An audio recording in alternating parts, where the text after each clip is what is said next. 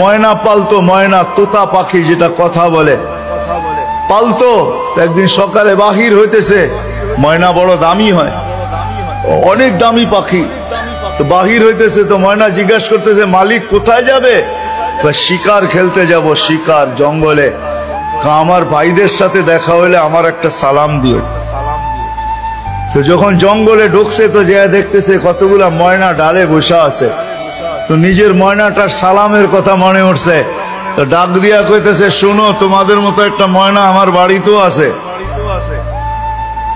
সে তোমাদেরকে সালাম দিছে। এই কথা বলতে দেরি এই ময়নাগুলা ডালের থেকে পড়া মরতে দেরি হয় না।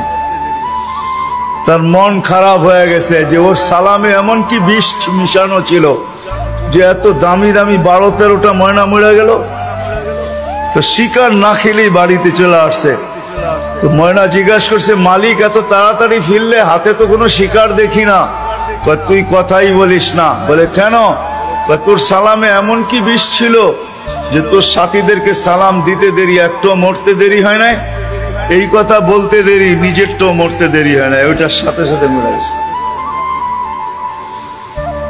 তো খাঁচার দরজা খুইলা সামনে নিয়ে বৈশা অনেকক্ষণ কাঁদছে, না লড়েও না, চড়েও না, চক্ষুও খোলে না। আর কতক্ষণ কাঁদবে?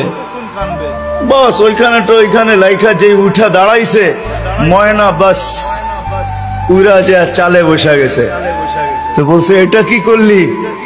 আমার বন্ধুরা আমাকে খবর দিছে, দেখ আমাদের মতো যদি বাগানে বাগানে ঘুরতে চাস তো মরার আগে একবার মরার ভান করে দেখ, তুইও আমাদের সাথে উঠতে পারবি, জঙ্গলে জঙ্গলে ঘুরতে পারবি।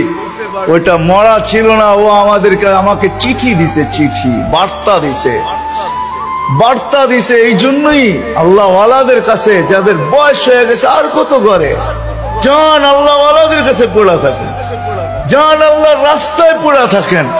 মা বোনদেরকে বলবো, জান মুসল্লায় পড়া থাকেন। ভাবেন মরার আগে মরে গেলাম, তাইলে চিরদিনের মৃত্যুর থেকে বেঁচে যাবে, জান্নাত মিলবে, জান্নাত করবো তো।